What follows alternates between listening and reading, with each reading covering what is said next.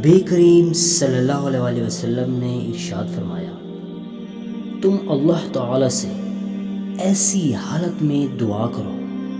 کہ تم قبولیت کا یقین رکھو اور یہ جان رکھو کہ اللہ تعالی غفلت سے بھرے دل سے دعا قبول نہیں کرتا۔ رسول اکرم صلی اللہ علیہ وسلم نے ارشاد فرمایا، ان موقعوں پر دعا مانگو، کبھی رد نہیں ہوگی۔ جب دھوپ میں بارش ہو رہی ہو،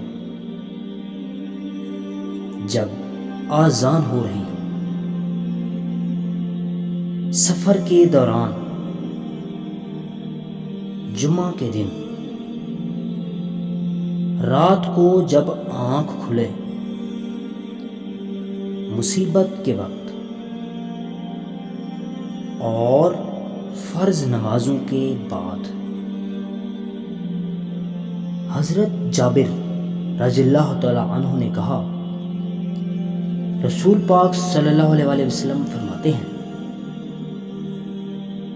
ہر رات میں ایک گھڑی ایسی ہوتی ہے،